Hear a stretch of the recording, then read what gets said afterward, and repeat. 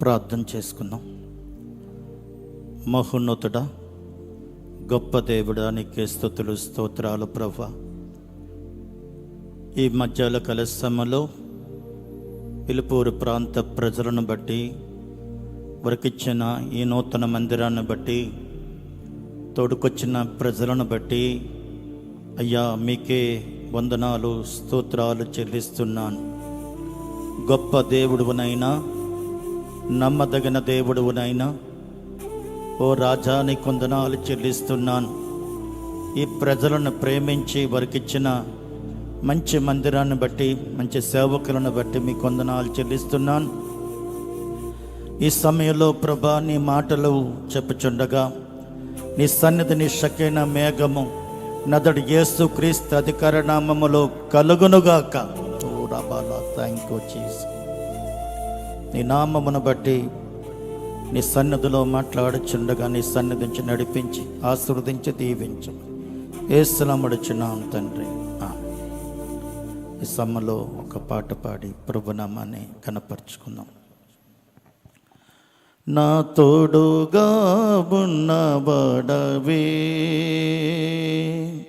నా చెయ్య పట్టి నడుపువాడవే, నా తోడుగా ఉన్నవాడవే, నా చెయ్య పట్టి నడుపువాడవే, నా పక్షముగా నిలుచువాడవే, నా చప్పట్లు కొడదాం. నా పక్షముగా నిలుచువాడవే, నా ధైర్యము నీవే యేసయ్యా, యేసయ్యా, యేసయ్యా, యేసయ్యా, యేసయ్యా. కృతజ్ఞతాస్తుతులు నీకేనయ్యా, కృతజ్ఞతాస్తుతులు నీకేనయ్యా, నా తోడుగా ఉన్నవాడవే, నా చెయ్య పట్టి నడుపువాడవే, నా తోడుగా ఉన్నవాడవే, నా చెయ్య పట్టి నడుపువాడవే. నాన్ను వారు నాకు దూరమైన నా తల్లిదండ్రులు నా చెయ్య విడిచిన, నాన్ను వారు నాకు దూరమైన నా తల్లిదండ్రులు నా చెయ్య విడిచిన, ఏ క్షణమైనా నన్ను మరువకుండా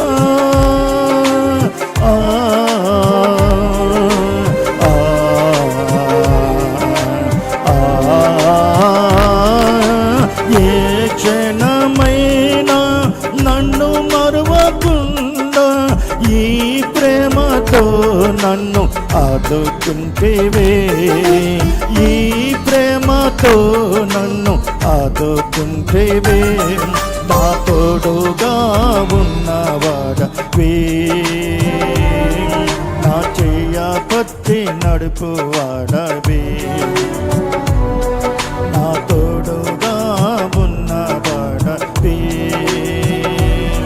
నా చెయ్య పట్టి నడుపువాడవే. నా పాదములు జారిన వేళం నీ కృపతో నన్ను ఆదుకుంటేవే, నా పాదములు చప్పట్లు కొడలా, నీ కృపతో నన్ను ఆదుకుంటేవే, నీ ఎడమ చేయి నా తల క్రింద ఉంచి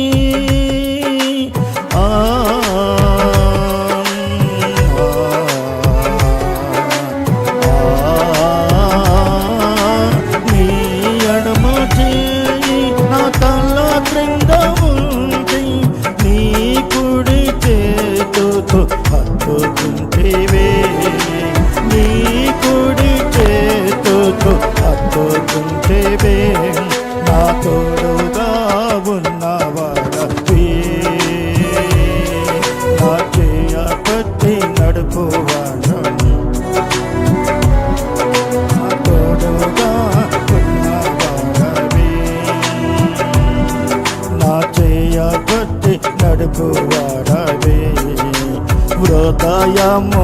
పగిలే వేదనలోనం కన్నీరు తుంగిన పరిస్థితులలో హృదయము పగిలే వేదనలోనం కన్నీరు తుంచిన పరిస్థితులలో బడిలో చేర్చి వాదాచువాడా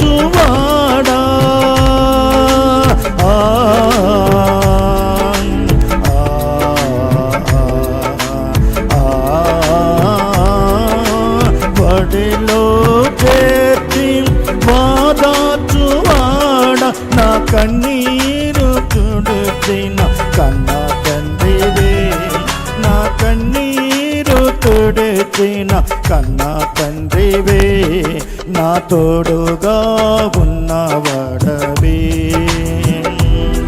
నా చేయ పట్టి నడుపువాడవే నా తోడుగా ఉన్నవాడని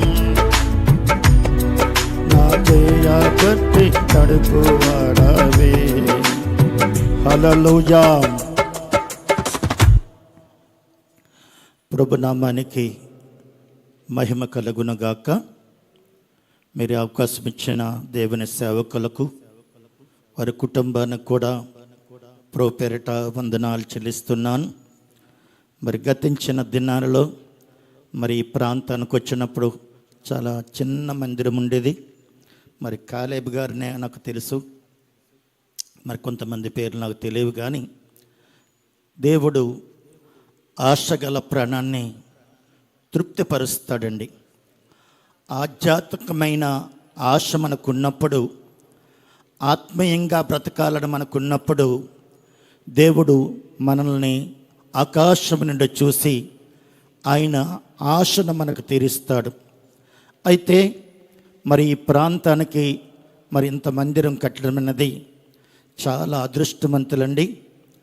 కారణం ఏంటంటే దేవుని వాక్యము దొరకక అనేక సంఘాలు ఉండొచ్చు, అనేక మంది సేవకులు ఉండొచ్చు. కానీ మరి చూసినట్లయితే ఏదో మందిరానికి వెళ్ళాలి కదా, వెళ్తున్నారు, పాడాలి కదా, పాడుతున్నారు, పేరు పెట్టుకోవాలి కదా, పెట్టుకుంటున్నారు, బాప్తిసం పొందాలి కదని పొందుతున్నారు.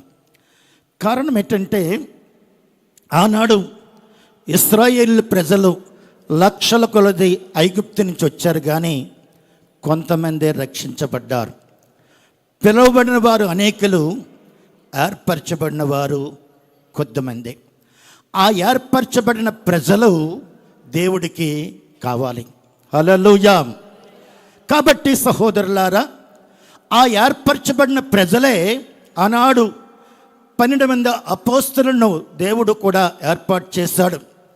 అయితే వారు ఏర్పాటు చేసిన తర్వాత మంచి ఉన్నతమైన స్థితిలో ఉన్న వాళ్ళని ఏర్పాటు చేసుకోలేదు, జ్ఞానుల్ని ఏర్పాటు చేసుకోలేదు, గొప్ప ఉన్నతమైన స్థితిలో ఉన్నవారిని ఏర్పాటు చేసుకోలేదు. కానీ ఎన్నిక లేని వారిని, తృణీకరింపబడిన వారిని, చెదరగొట్టబడిన వారిని, అవమానమునందినటువంటి వారిని దేవుడు ఏర్పాటు చేసుకుని జ్ఞానులు సిగ్గుపరచడానికే లోకములో ఉన్నవారిని దేవుడు ఏర్పాటు చేశాడు. అయితే ఇంత కృప మనకి దేవుడు ఇచ్చాడంటే అది గొప్ప భాగ్యం. ఎందుకంటే బైబిల్ చెప్తుంది, బైబిల్ ప్రకారంగా లోక విషయములో దరిద్రులైన వారిని విశ్వాసమందు భాగ్యవంతులుగాను తన వాగ్దానము చేసిన రాజ్యమునకు దేవుడు మిమ్మల్ని ఏర్పాటు చేసుకున్నాడు. స్తోత్రం చెప్దాం. కారణం ఏంటంటే లోకములో మనకి బంధుబలము లేదు, లోకములో మనకి డబ్బు బలము లేదు, లోకములో మనకి ఖండబలము లేదు. అయినప్పటికీ కూడా దేవుడు మనల్ని ఏర్పాటు చేసుకున్నాడు. ఆనాడు పేతురు ప్రసంగిస్తుండగా ఆయన ధైర్యము చూసి వీరు విద్య లేని పామరులు కదా, ఇంత పాండిత్యం ఎలాగొచ్చిందంటే వారు ఎవరితో ఉన్నారండి? యేసుతో ఉన్నవారు. హల్లెలూయా. మనం ఎవరితో ఉన్నాం? యేసుతో ఉన్నాం. యేసుతో ఉన్నాం కాబట్టే రక్షణ కలిగింది. యేసుతో ఉన్నాం కాబట్టి సమాధానం కలిగింది, యేసుతో ఉన్నాం కాబట్టి నెమ్మది కలిగింది. ఏమండి, ధనవంతులకు లేని భాగ్యము ఈరోజు ఇంత నెమ్మదిగా మనం బ్రతుకుతున్నామంటే అది కేవలము దేవుని యొక్క కృప. లోకములు అనుకుంటున్నారు, రే ఎవరురా చర్చికి వెళ్తారంటే, ఒరే వాళ్ళకి డబ్బు ధనం ఏమి లేదురా అంటాడు. కానీ నీకున్న నెమ్మది వారికి లేదు, మనకున్న నెమ్మది వారికి లేదు.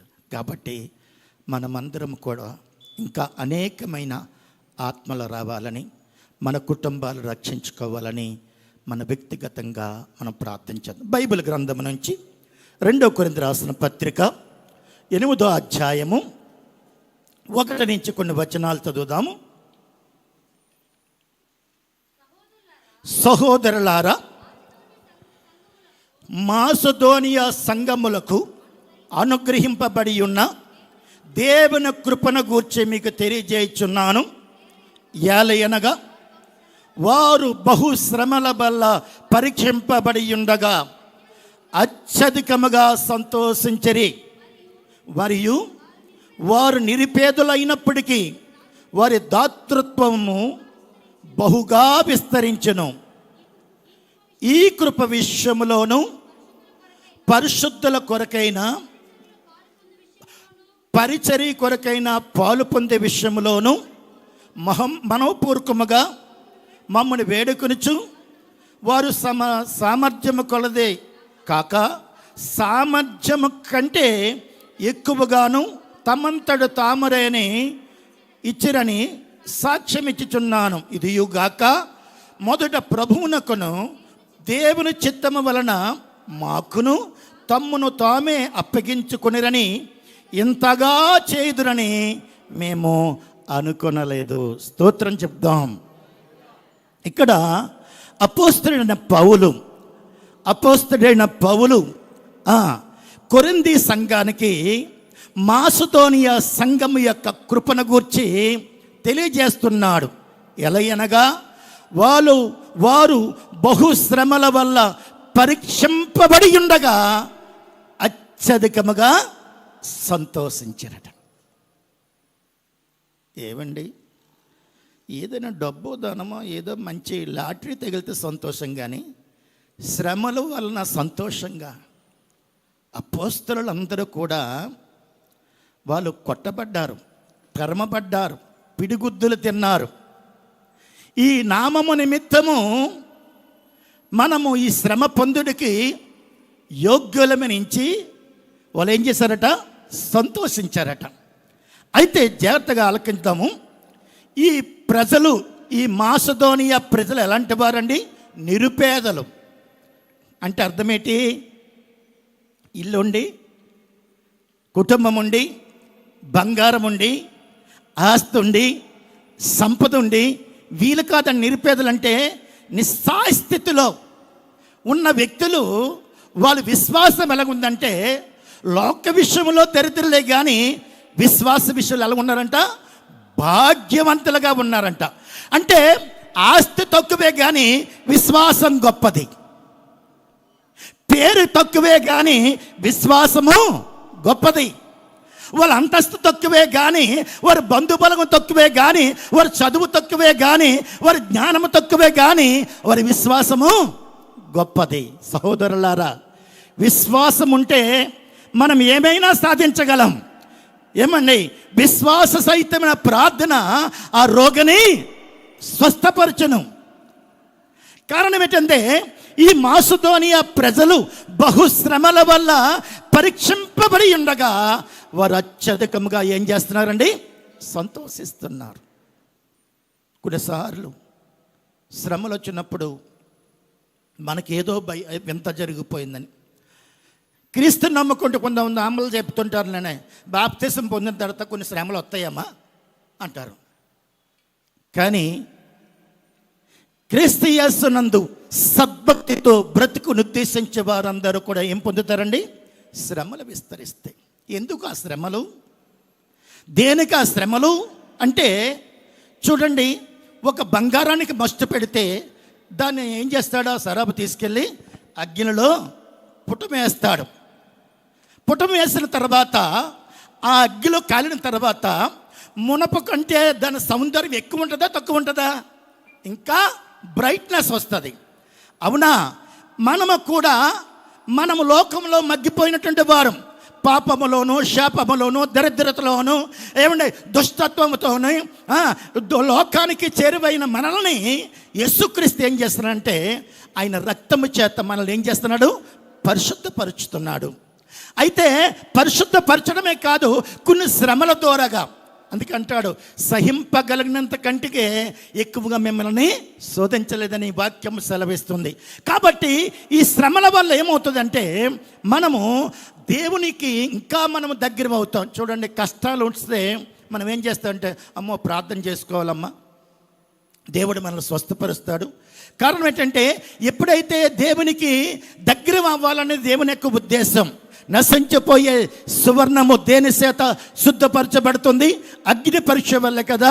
కాబట్టి యేసుక్రీస్తు ప్రత్యక్షమైనప్పుడు మీకు మెప్పియు మహిమయు ఘనతయు కలుగుటకు ఏమవుతుందట? కారణమవుతుంది. స్తోత్రం చెప్దాం.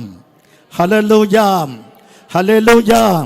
కాబట్టి మనకి ఈ శ్రమల ద్వారాగా ఎక్కడ ఏమంటుందంటే ఏలయనగా వారు బహుశ్రమల వల్ల పరీక్షింపబడి ఉండగా అత్యధికముగా సంతోషించరి, మరియు వారు నిరుపేదలైనప్పటికీ కూడా వారి దాతృత్వం ఏం చేసిందంట? విస్తరించ. మనం ఏం చేస్తామంటే డబ్బున్నోడు ఇచ్చేస్తాడు అనుకుంటాం. డబ్బున్నోళ్ళు డబ్బు ఎవరు? ఆ విషయం కాలేబు గారికి తెలుసు. డబ్బున్నోడు అనుకుంటామంటే ఆయన బయట బాగా ఇస్తాడు అనుకుంటాం. కానీ వాళ్ళు నిరుపేదలే. కానీ యెరూషలేములో ఉన్న సంఘానికి సంత అంతా కూడి ఏం చేశారు అండి? అక్కడ పంపిస్తూ ఉండేవారు. తడలో ఉన్న సంఘం మీకు సహాయం చేస్తే బాగుంటుందా? మనము సహాయం చేస్తే దేవుడు మెచ్చుకుంటాడంటే డబ్బున్నోడు ఎవరికేం సహాయం చేస్తాడు. కానీ నిస్సాస్థితిలో ఉన్న మనల్ని దేవుడు దాతృత్వం కలిగిన మనసును మనకివ్వడం గొప్ప భాగ్యం. స్తోత్రం చెప్దాం. శ్రమలలో అప్పగించుకున్నాం, దాతృత్వానికి అప్పగించుకున్నాం, పరిచర్యకి అప్పగించుకున్నాం, నీతి యథార్థతలు భయభక్తులు కలిగి దేవునికి దగ్గర విషయంలో అప్పగించుకున్నాం. మొదట దేవునికి అప్పగించుకున్నాం. దేవుని చిత్తం వల్ల సేవకునికి ఏం చేయాలట? అప్పగించుకో.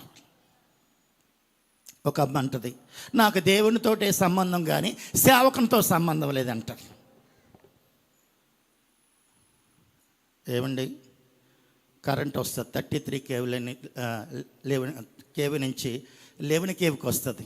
11 కేవీ నుంచి ట్రాన్స్ఫర్కి వస్తుంది. ట్రాన్స్ఫర్ నుంచి ఎక్కడికి వస్తుంది? మీటర్లోకి వస్తుంది. డైరెక్ట్గా అక్కడ దానికే కనెక్షన్ ఇచ్చుకుంటే వెళ్ళకుండా అంటారు. కాలేబు గారు పేలిపోద్దా ఉండిపోద్దా? నేను అనేది ఏంటంటే బైబిల్ చెప్తుంది. చూడండి, 2వ దినవృత్తాంతాల గ్రంథం 20వ అధ్యాయం 20వ వచనం ఏం చెప్తుంది? 2వ దినవృత్తాంతాల గ్రంథం 20వ అధ్యాయం 20వ వచనం చదవాలమ్మా. అంతటా వారు ఉదయమనే లేచి తేకు అరణ్యమునకు పోయిరి. వారు పోవుచుండగా యెహోషువపాతు నిలవబడి, యోధా వారులారా, యెరూషలేము కాపురస్తులారా, నా మాట వినడి. నీ దేవుడైన యెహోవానని నమ్ముకునండి. అప్పుడు మీరేమవుతారట? స్థిరపరచబడతారు. వారి ప్రవక్తలను నమ్ముకునండి, మీరేమవుతారు? కృతజ్ఞతలు అవుతారని వాక్యం సెలవిస్తుంది. సహోదరులారా, మన జ్ఞానము మనల్ని స్థిరపరచలేదు, మన బంధుబలగు మనల్ని స్థిరపరచలేదు. ఒకరి నడత యెహోవా చేతనే, చెప్పలా, ఒకరి నడత యెహోవా చేతనే స్థిరపరచబడను. ఏమండి, ఈరోజు మనం ప్రభు దగ్గరికి వచ్చిన తర్వాత, ప్రభు నా జీవితాలు ఇది చేశాడండి, నాకు ఉద్యోగం ఇచ్చాడండి, నాకు మంచి వ్యాపారం ఇచ్చాడండి, నాకు మంచి ఇల్లు ఇచ్చాడంటే దానికి కారణము ప్రభు దగ్గరికి వచ్చి సజీవ యాగముగా మన శరీరం సమర్పించుకున్నాం. కాబట్టి దేవుడు అంచెలంచెలుగా దేవుడు దాన్ని స్థిరపరిచాడు. స్తోత్రం చెప్దాం. హల్లెలూయా. ప్రభువు దగ్గరికి రాకముందు మన బ్రతుకు ఒకటి, ప్రభు దగ్గరికి వచ్చిన తర్వాత మన బ్రతుకు ఒకటి, మన నడబడి ఒకటి, మన పరిస్థితులు ఒకటి. ఇక్కడ ఏమంటుందంటే ఇదియో గాక మొదటికి ఏం చేశారంట? ప్రభువునికి అప్పగించుకున్నారు. ప్రభు చిత్తం వల్ల మనకేం చేశారో తమను తామే ఎంతగా మీరు చేస్తారని నా జీవితంలో అనుకోలేదని పౌలు చెప్తున్నాడు. ఈ యొక్క మాసిదోనియా సంఘ ప్రజలు అనేకులకు మాదిరిగా ఉన్నారు. పాస్టర్ గారు వారం రోజులు ఉపవాసం ఉన్నారనుకోండి, మనం ఎన్ని రోజులు ఉంటాం? వారం రోజులు ఉంటాం, 3 రోజులు ఉంటాం. పాస్టర్ గారు మీరు వారం రోజులతో ఉండండి కానీ నేను ఒక్కరోజే ఉంటానండి. అంటే పాస్టర్ గారు అసలు ఉపవాసమే చేయలేదనుకోండి, మనం చేస్తాం ఉపవాసం. అంటే ముందున్న ప్రజలకు, రానున్న తరముకి మనం ఎలా ఉండాలంటే మాదిరిగా ఉండాలి. దేనిలో? ఉపవాసములో, దేనిలో? శ్రమలలో, దేనిలో? దాతృత్వంలో, దేనిలో? విశ్వాసములో, దేనిలో? సమర్పణలో, దేనిలో?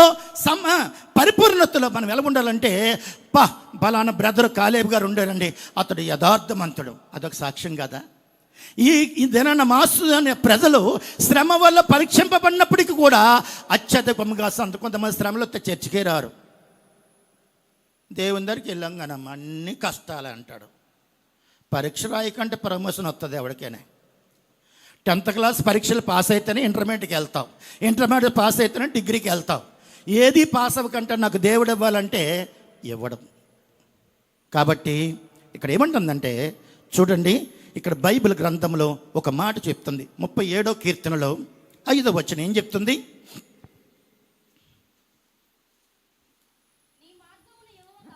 నీ మార్గము యెహోవాకు అప్పగింపుము, నీవు ఆయనను నమ్ముకునము, ఆయన నీ కార్యము నెరవేర్చు.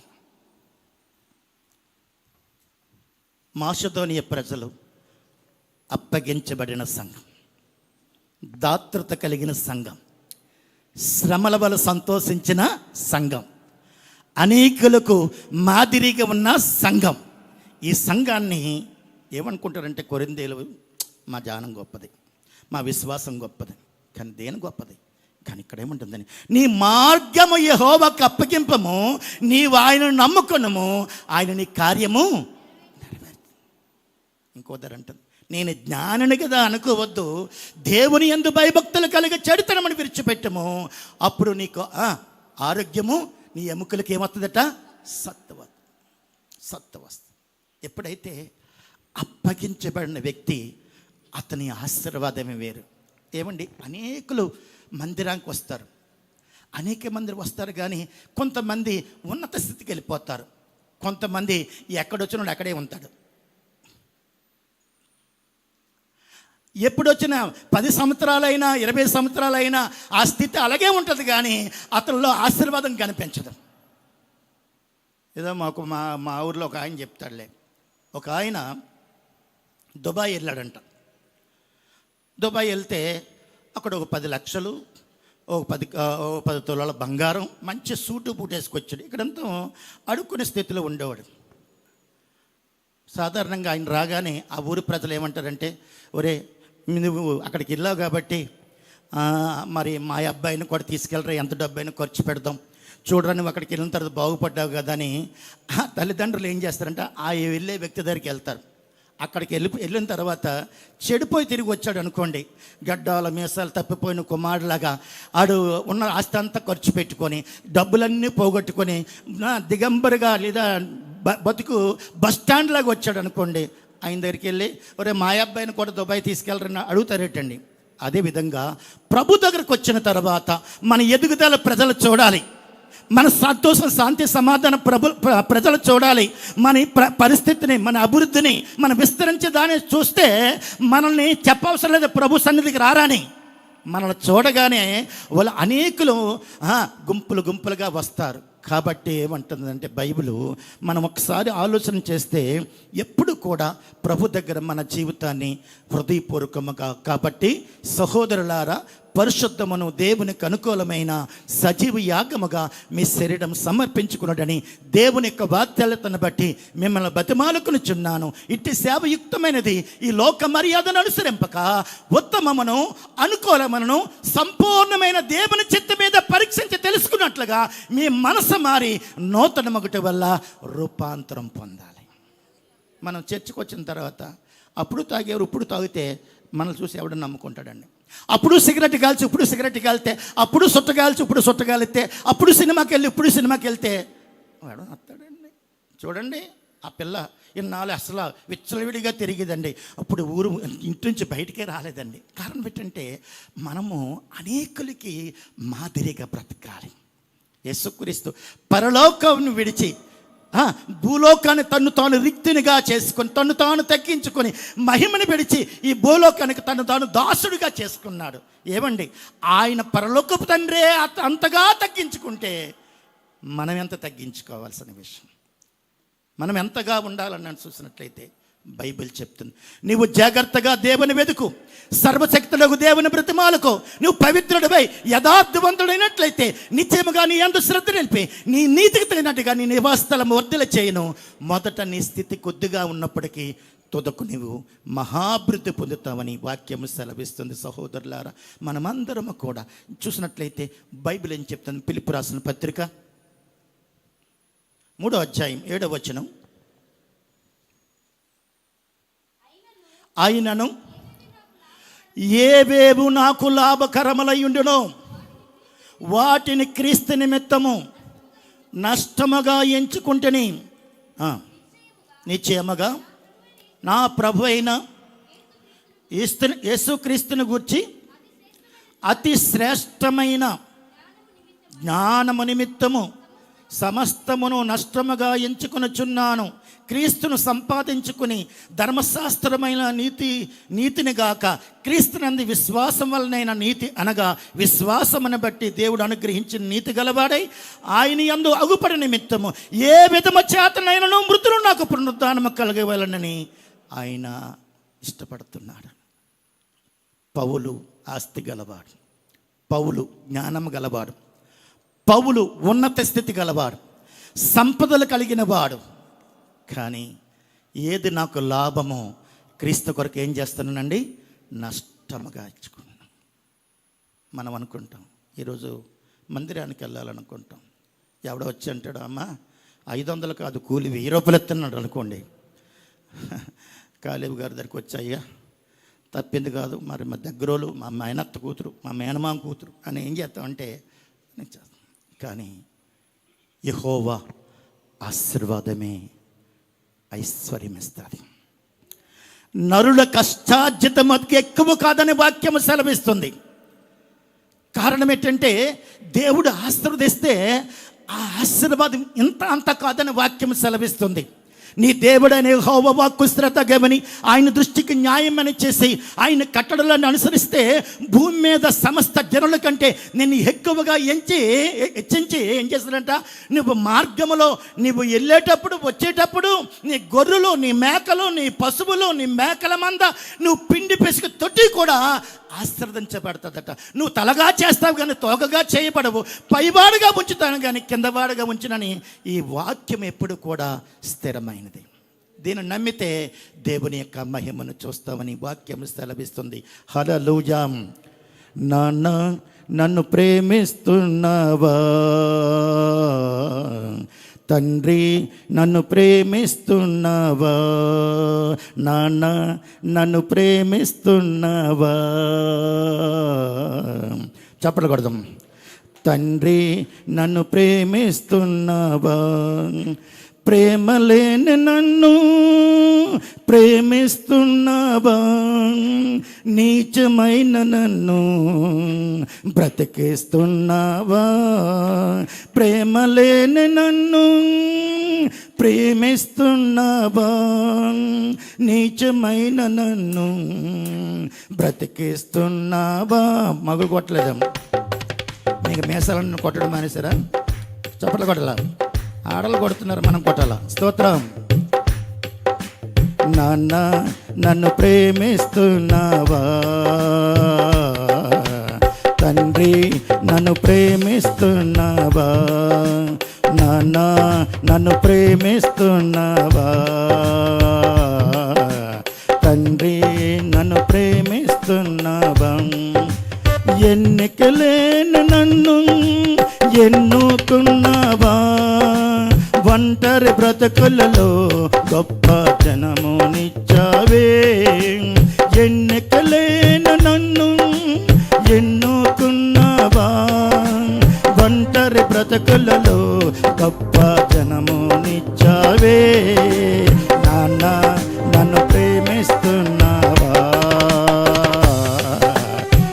తండ్రి నన్ను ప్రేమిస్తున్నా, నాన్న నన్ను ప్రేమిస్తున్నావా, తండ్రి నన్ను ప్రేమిస్తున్నావా. బలహీన సమయములో నాకు బలమునిచ్చావే, కృంగిన వేళలో నన్ను లేవనెత్తావే. బలహీన సమయములో నాకు బలమునిచ్చావే, కృంగిన వేళలో నన్ను లేవనెత్తావే. నాన్న నన్ను ప్రేమిస్తున్నావా, తండ్రి నన్ను ప్రేమిస్తున్నావా, నాన్న నన్ను ప్రేమిస్తున్నావా, తండ్రి నన్ను ప్రేమిస్తున్నావా. నా నిమిత్తమై సిలువకెక్కవే, నా పాపములకై మరణమునొందావే. నా నిమిత్తమై సిలువనెక్కవే, నా పాపములకై మరణమునొందావే. నాన్న నన్ను ప్రేమిస్తున్నావా, తండ్రి నిన్ను ప్రేమిస్తున్నావా. దేవునికి స్తోత్రం. కాబట్టి దేవుడు మనల్ని ప్రేమించాడు. ఎన్నిక లేనప్పుడు ప్రేమించాడు, అందము లేనప్పుడు ప్రేమించాడు, బలము లేనప్పుడు ప్రేమించాడు, దరిద్రపు స్థితిలో ఉన్నప్పుడు మనల్ని ప్రేమించాడు, కారణంటే చెదరగొట్టబడినప్పుడు మనల్ని ప్రేమించాడు, అందరూ మనల్ని తోసేసినప్పుడు దేవుడు మనల్ని ఏం చేశాడండి? చేర్చుకున్నాడు. నిజంగా నా జీవితంలో జరిగింది. ఈ దినాన్న ఈ స్థితిలో ఇక్కడ నేను నిలబడ్డానంటే దేవునికి ఎన్నిసార్లు వందనాలు చెల్లించినా నేను ఆ రుణము తీర్చలేను. ఎందుకంటే కుటుంబం అయితే ఉన్నతమైనది, కానీ తినడానికి తిండి లేని పరిస్థితి, కట్టుకోవడానికి బట్ట లేని పరిస్థితి. అంత కుటుంబం ఉండి కూడా హక్కును చేర్చుకునే వాళ్ళు ఒక్కరు కూడా లేదు. నా ప్రభు నన్ను చేర్చుకొని నన్ను పరామర్శించి నన్ను ఒక స్థితిలోనే ఉంచాడు. నిజంగా ఆయనకి దివారాత్రులు కూడా ఆయనకి వందనాలు చెల్లించారు. పౌలు నాకు ఏవేవి నాకు లాభకరములో, దినాన్న క్రీస్తు కొరకు మనము కొన్ని నిందలు అవమానాలు మనం చేసామంటే రాబోయే దినాలలో అది ఆశీర్వాదకరంగా వస్తుంది. కష్టపడి చేసే వ్యవసాయకుడు కష్టపడి చేస్తానంటే దానికి ప్రతిఫలం వస్తుంది. మనకు తెలుసు యోసేపు గురించి. యోసేపు 11వ వాడు. యోసేపు ఎంతమంది అండి? యాకోబుకి 12 మంది పిల్లలు. అన్నదమ్ముల దగ్గర ఆ 11వ వాడు యోసేపు. ఆ యోసేపుకి ఎప్పుడైతే దేవుని యొక్క దర్శనాన్ని కలిగి ఉన్నాడో, నీతి కలిగి ఉన్నాడో, ఎవరు అతన్ని అవమానించారంటే సొంత అన్నదమ్ములే. ఎవరు ఆయన్ని కొట్టారు? సొంత అన్నదమ్ములే. ఎవరిని అతను గుంటలేశారంటే సొంత అన్నదమ్ములే. ఎవరికి ఐగుప్తికి అమ్మేశారంటే సొంత అన్నదమ్ములే. నేను అనేది ఏంటంటే అతడు ఎన్ని శ్రమలు అతను భరించిన, ఎన్ని శ్రమలు అతను భరించిన, చివరికి అతను బ్రతకలకుందంటే శ్రమ పడి పడి పడి ఎంతవరకు వెళ్ళంటే లాస్ట్కి ఆ దేశానికి ప్రధానమంత్రి అయిపోయాడు. నేను అనేది అంటే మీరు ప్రధానమంత్రులు అయిపోతారు, ఎంపీలు అయిపోతారు, ఎంపీలు అయిపోతారని చెప్పలేదు. దేవుడు మనకు వాగ్దానం చేసిన రాజ్యమునకు మనల్ని ఏం చేస్తాడు? వారసులుగా చేస్తాడు. స్తోత్రం చెప్దాం. హల్లెలూయా. కాబట్టి పౌలు ఈహమందు శ్రమల కూర్చో ఆయన పెద్దగా పట్టించుకోలేదు. కానీ ఈ శ్రమ తర్వాత బైబిల్ చెప్తుంది దేవుడట మనల్ని పరిశీలన చేస్తాడు. బెండెను నిర్మలము చేయగా మనం నిర్మలంగా చేస్తాడు. మనల్ని బందీగృహంలో ఉంచుతాడు. మన నడుముల మీద గొప్ప భారం పెడతాడు. మనం నిప్పుల్లో నీళ్ళలో పెడతాము. ఆయనను సమృద్ధి గల చోటుకి దేవుడు ఏం చేస్తాడండి? రప్పిస్తాడు. మనం అనుకుంటే ఎందుకురా ఈ బాధలు, ఈ కష్టాలు నాకు ఎందుకురా, ఈ ఇబ్బందులు నాకు ఎందుకురా, చచ్చ లోకంలోనే బాగుందిరా. అక్కడే ప్రజలు చక్కగా సినిమాకి పోతారు, పండగలకు పోతారు, పబ్బాలకు పోతారు, డ్యాన్సులకు పోతారు. ఇది కూడా బాధరు మనకి అనుకో. కానీ కొంచెం కాలం శ్రమపడదు. ప్రభు చెప్తాడు, తన నిత్య మహిమకు సర్వకృపాదగును దేవుడు కొంచెము కాలమే శ్రమపడిన పిమ్మట తానే మిమ్మల్ని ఏం చేస్తాడట? పూర్ణులుగా చేసి స్థిరపరుస్తాడు. కాబట్టి కొంచెము కాలం. పౌలు అంటాడు, మోషే అంటాడు, ఐగుప్తి ధనము కంటే క్రీస్తు విషయమే నింద గొప్ప భాగ్యమని ఎంచుకొని అల్పకాల పాప భోగము అనుభవించట కంటే దేవుని ప్రజలతో శ్రమ అనుభవించట యోచించి ఐగుప్తి విడిచి వెళ్ళిపోయాడు. అంటే దాన్ని మనం నేర్చుకోవాల్సిందంటే, ఫరో తర్వాత రాజయోగము కలిగిన వాడు, రాజు సింహాసనము కలగడానికి ఆయన సిద్ధముగా ఉన్నాడు. కానీ ఉన్నత స్థితిని వదిలి క్రీస్తు ప్రజల కొరకు ఏం చేశాడండి? శ్రమను అనిపించాడు. ఉన్నత విద్య కలిగిన వాడు, రాజులు ఆ యొక్క క్రమశిక్షణలో పెరిగిన వాడు. 40 సంవత్సరాలు అక్కడ ఉంటే 40 సంవత్సరాలు తన మామ దగ్గర గొర్రెలు కాసుకున్నాడు. కానీ 40 సంవత్సరాలు ఇశ్రాయేలు ప్రజలని కానానికి నడిపించాడు. నేను అనేది ఏంటంటే, మనం ఈ భోగం కోసం వద్దు, ఈ యొక్క సుఖభోగాల కోసం మనము ఆరాట పడిపోవద్దు. మనకి ఏమొచ్చినా గంజుంటే గంజ తాగుదాం, అంబలుంటే అంబలు తాగుదాం, ఏమున్నా సరే తృప్తిగా పడదాం. పౌలు అంటాడు, నాకు కొదువుగా కలిగిందని ఈ మాటలు మీతో చెప్పట్లేదు. సంపన్న స్థితి ఉండ ఎరుగదును, దీనస్థితిని ఉండ ఎరుగుదును, ఆకలి గునుట ఉండుట ఎరుగుదును, కడుపు నిండా బాగా తినుట నేను ఎరుగుదును. కానీ నన్ను బలపరచవనిందే నేను సమస్తము కూడా చేయగలను. దీని అర్థం ఏంటంటే, మోషే ఐగుప్తుని విడిచాడు, పౌలు తనకున్న ఆస్తినంతా కూడా విడిచాడు. దేనికోసం విడిచాడంటే, కలగబోయే బహుమానాన్ని దృష్టించాడు. ఈ దినాన్ని చూసినట్లయితే ఎక్కడ చూసినా భూకంపాలు, ఎక్కడ చూసినా వరదలు. అప్పుడు ఏదో నోవహ కాలంలో తూములు విప్పి వర్షం కురిచింది 40 రోజులు అన్నారు. ఇప్పుడు 40 రోజులు కొర అవసరం లేదు, ఒక రోజు కురిస్తే మొత్తం అన్నీ నాశనం అయిపోతాయి. అంటే దేవుని రాకడికి మనం ఎలా ఉన్నామంటే సమీపంగా ఉన్నాం. శ్రమల కోసం మీరు నిర్లక్ష్యం చేయొద్దు. ఎన్ని బాధలు వచ్చినా సమృద్ధి గల చోటిస్తాడు. యుగయుగములు ఉండే ఆ నిత్య రాజ్యాన్ని మనకిస్తాడు. కారణం ఏంటంటే, అనేక మంది ఈ భక్తులందరూ కూడా దేనికోసమంటే ఆ రాజ్యానికి. బైబిల్ చెప్తుంది, ఒక మాట చూపిస్తాను చూడండి. మార్కు సువార్త 10వ అధ్యాయము 28వ వచనం ఏం చెప్తుంది? పేతురు, ఇదిగో మేము సమస్తమును విడిచిపెట్టి నిన్ను వెంబడించమని ఆయనతో చెప్పసాగను. అందుకు యేసిట్లైనను, నా నిమిత్తమును సువార్త నిమిత్తమును ఇంటినైనను అన్నదమ్ములైనను అక్కజండ్రులైనను పిల్లలైనను భూములైనను విడిచిన వాడు ఇప్పుడు ఇహమందు యమహసలతో పాటు 100 ఇండ్లను అన్నదమ్ములను అక్కజండ్రులను తల్లులను పిల్లలను భూములను రాబోయే లోకమందు నిత్య జీవము నీతో ఇస్తానని చెప్తున్నాడు. ఏమవుతున్నాడండి? రాబోయే లోకమందు నిత్య జీవం. నాకు 2 అన్నదమ్ములు. ఆ 2 అమ్మలు కూడా వాళ్ళు ఉన్నత స్థితి కలిగిన వారు. అన్నదమ్ములకు పేరే కానీ చేర్చుకున్నాడు ఒక్కడు కూడా లేడు.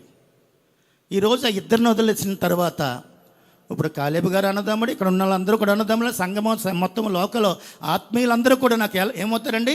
అన్నదమ్ములు, కుటుంబం.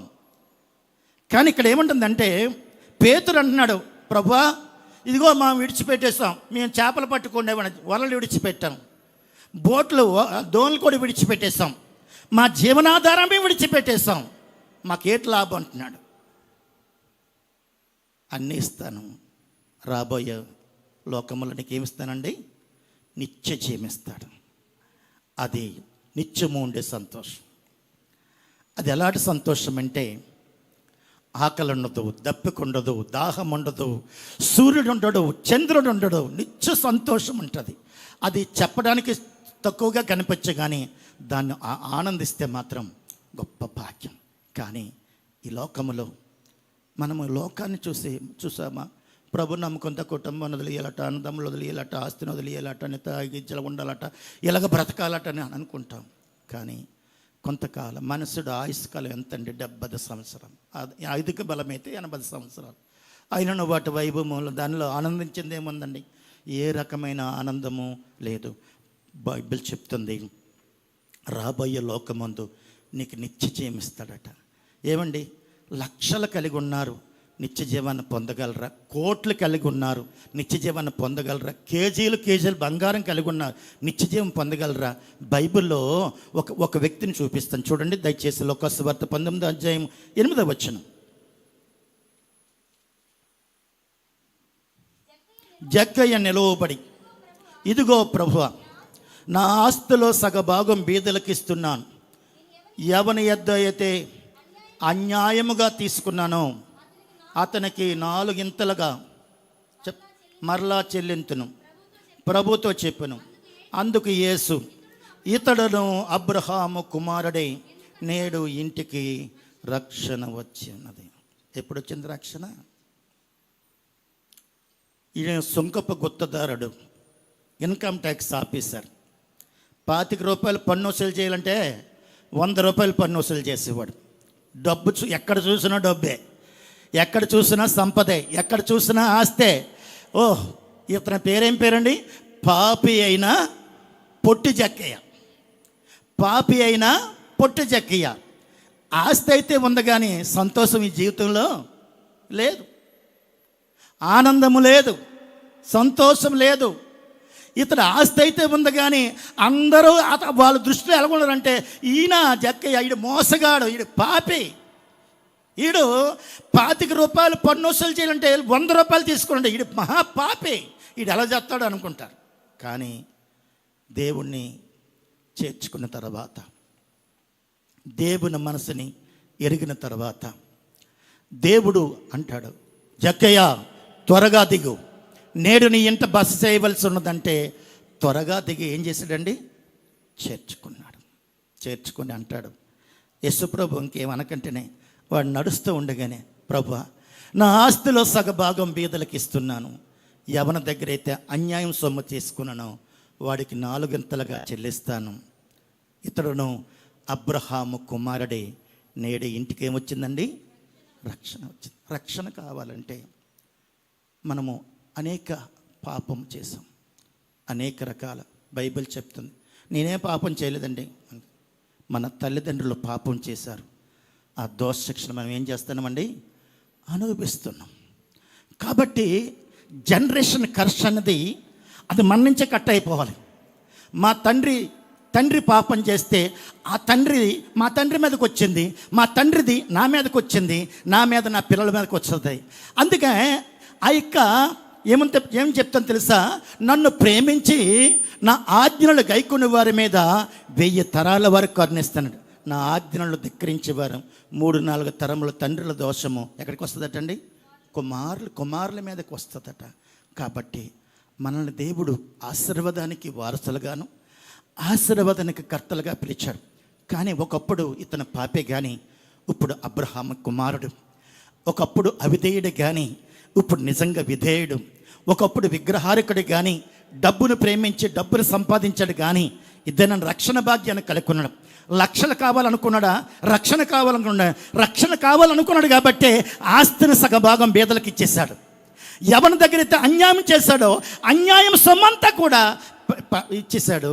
అప్పుడు ఇతనికి ఏమొచ్చిందంటే మనశ్శాంతి వచ్చింది. ఎవరి కోడైనా మన ఇంటికి వచ్చింది అనుకోండి, మెల్లికి పట్టేసుకు తినత్తం కానీ దానివల్ల ఏమైనా తృప్తి ఉందంటారా? దొంగతనం చేసిన సొమ్ము, మోసం చేసిన సొమ్ము మనం తినిస్తే ఆ వ్యక్తికి ఎప్పుడు ఏముండదు తెలుసా? మనశ్శాంతి ఉండదు. బైబిల్ చెప్తుంది, యవన మనసు నీ మీద ఆనుకుంటుందో వాళ్ళు పూర్ణ శాంతి గలవానుగా కాపాడదు. యాలి అనగా ఆయన యందు పరిపూర్ణమైన విశ్వాసం. దేవుని బట్టి సంతోషిస్తే నీ హృదయ వాంఛలను తీరుస్తాడు.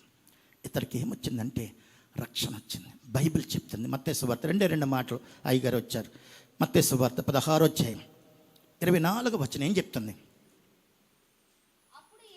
అప్పుడు యేసు శిష్యులను చూసి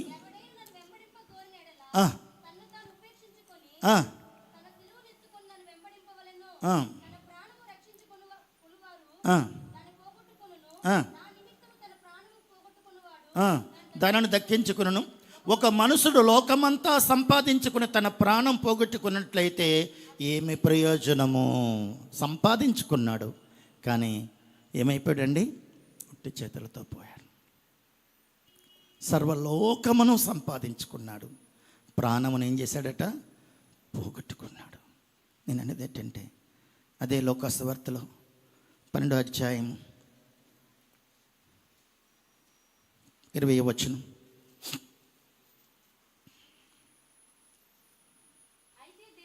అయితే దేవుడు, వెర్రువాడా, ఈ రాత్రికే నీ ప్రాణమును అడుగుచున్నాను, నీవు సిద్ధపరిచినవి యవనవగును అతనితో చెప్పెను. దేవుడు దేవుని ఎడల ధనవంతుడు కాక తన కొరకే సమకూర్చుకున్నవాడు అలాగునేనని ఉండినని చెప్పాను. బైబిల్ చెప్తుంది 15వ వచనంలో 12వ అధ్యాయంలో లోకాసువార్తలో, మరియు ఆయన వారితో ఏ విధమైన లోభత్వమునకు ఎడమీయక జాగ్రత్తగా ఉండి ఒకనికి కలిమి విస్తరించడం వలన వారి జీవనముకు మూలము కాదని చెప్పాను. కాబట్టి ఉపమానం ఏం చెప్తున్నాడు? ఒక ధనవంతుడికి ధన సమృద్ధిగా ఉండెను. అప్పుడు వాడు పంట సమకూర్చుకున్నట్టుకు స్థలము చాలదని గనుక నేనేమి చేస్తున్నాను తనలో తను ఆలోచించుకుని ఇలా చేశాను, నా కొట్లు విప్పి వాటికంటే గొప్ప వాటిని కట్టించి అందులో దాని అంతటిని ఆస్తి సమకూర్చి నా ప్రాణముతో ప్రాణమా అనేక సంవత్సరములు విస్తారమైన ఆస్తి నీకు సమకూర్చబడి ఉన్నది, సుఖించము, తినుము, త్రాగము, సంతోషమించమని చెప్పును. అతను ఏమంటున్నాడు? దేవుడు, వెర్రువాడా. ఏమన్నాడండి? దేవుడు మనకిచ్చిన దాన్ని మన కోసం, మన శరీరం కోసం కాదు, దేవుడు ఇచ్చిన దాన్ని మనము ప్రభుకి కృతజ్ఞాస్తుతులు చెల్లించాలి.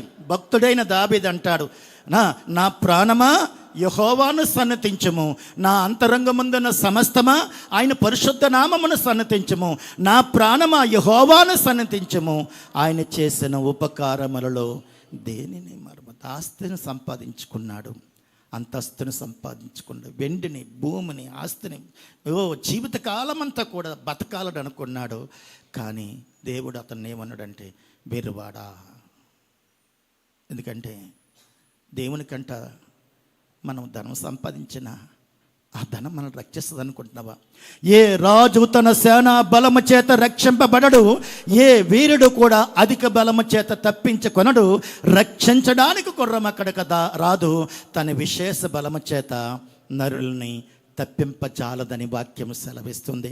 ఏమండి, చనిపోయిన వారు, పెద్ద పెద్ద నాయకులు, ఉన్నత స్థితి ఉండేవారు, వాళ్ళ డబ్బు, వాళ్ళ ధనము, వాళ్ళ వెండి, వాళ్ళ ఐశ్వర్యము, వారి పదవులు, వారి ఉద్యోగాలు ఏమైనా రక్షించాలంటే ఏ ఒక్కటి రక్షించదండి. కాబట్టి మనము ఏ దినము ఏది సంభవిస్తుందో మనకు తెలియదు. కాబట్టి మనము ప్రతి దినము కూడా మనము డంబాల యందు అతిశయించే కన్నా మన దేవుని బట్టి అతిశయించాలి, మనకిచ్చే రక్షణను బట్టి అతిశయించాలి. మనకు వచ్చిన శ్రమలు వాళ్ళు ఏ విధంగా మాసిదోనియ సంఘస్థులు ఏ విధంగా అయితే వాళ్ళు సంతోషించారో, శ్రమల ద్వారాగా మనకి ఎంత అంటే దాని ద్వారాగా మనం ఎప్పుడు కూడా ఆత్మీయంగా బ్రతుకుతాం తప్ప చనిపోమండి, ఎప్పుడు చనిపోమండి. మనం అనుకుంటాం దీనివల్ల మనం చనిపోతాం అనుకుంటాం, కాదు. ఈ శ్రమల ద్వారాగా మన ఆత్మస్థితిని మెరుగుపరుచుకుంటాం. అనేకులకు, సంఘానికి, సమాజానికి, కుటుంబానికి అనేకులు మనం ఎలా ఉంటామంటే మాదిరిగా ఉంటాం. పౌలు అటువంటి మాదిరి కనిపించాడు. ఆస్తి విడిచిపెట్టాడు, అంతస్తు విడిచిపెట్టాడు. ఎన్ని శ్రమలు అంటే కొరడా దెబ్బలకే, ఏమండి, జాగరాలు, పిడిగుద్దులు, ఎన్నో శ్రమలు. క్రీస్తు కూడా అన్ని శ్రమలు అనుభవించలేదు, కానీ అతడు రక్షింపబడిన మొదలుకొని మరణం వరకు కూడా అతడు శ్రమ అనుభవించి అప్పుడు ఏమంటాడు తెలుసా? మంచి పోరాటం పోరాడాను, నా పరుగు కడముట్టించాను, విశ్వాసమును కాపాడుకున్నాను, ఇక మీదట నా కొరకు నీతి కిరీటం ఉంచబడినది, నాకు మాత్రమే కాక తన ప్రత్యక్షత కొరకు ఎదురు చూసే వారందరూ కూడా దాన్ని అపేక్షిస్తారని వాక్యం సెలవిస్తుంది. ప్రజలారా, దయచేసి నేను కూడా అటువంటి శ్రమలు పొంది వచ్చిన వాడిని కాబట్టి ఈ శ్రమలు మన జీవితానికి మేలే తప్ప ఎంత మాత్రం కూడా కీడు కాదు. కాబట్టి శ్రమలు వచ్చినా ఏదొచ్చినా ప్రభు కొరకు మనం ఏం చేద్దాం, యెహోవాను బట్టి సంతోషించము, నీ హృదయ వాంఛలను తీర్చను, నీ మార్గం యెహోవాకు అప్పగింపము, నీవు ఆయన నమ్ముకొనము, ఆయన నీ కార్యములన్నీ నెరవేర్చునుగాక. దేవుడు తన మాటలను దీవించునుగాక. ఆమేన్.